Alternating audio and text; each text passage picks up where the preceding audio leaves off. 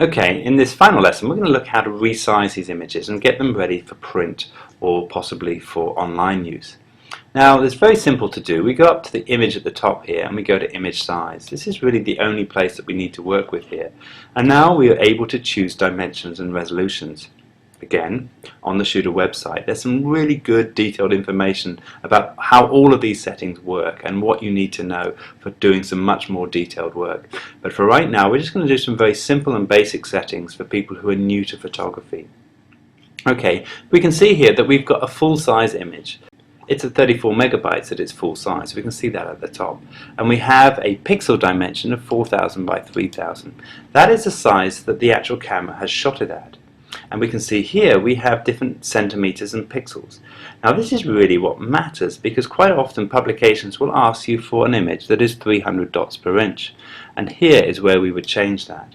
Now if you want the maximum size of the image, you don't want to make it smaller, we want to make sure that we don't resample the image. So here, when I go to 300 dots per inch, all it's doing is changing the size of the centimeters, but keeping the full size of the pixel dimension, which is at the top here.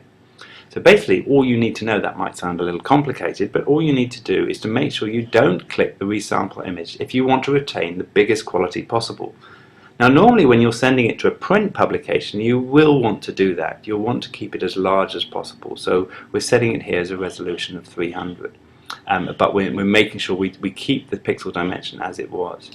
Okay, and then all I need to do then is to go up to File and Save. And now when I save it, it's going to give me some JPEG options. Now here again is something that you need to bear in mind. If you're saving it for your own archive, you probably want to keep that fairly large, possibly at the largest possible.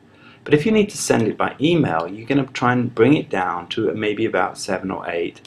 In order to make it much smaller. Now you can see here on the right here, this is 1.3 megabytes, probably okay to email.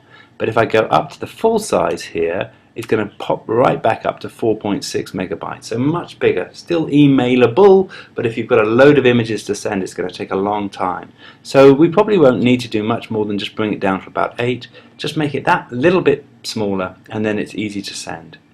Okay.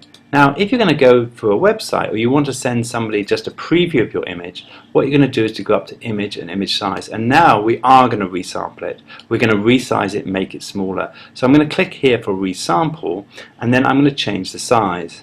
Now here I'm going to work off the pixel dimension rather than the physical size or the dots per inch.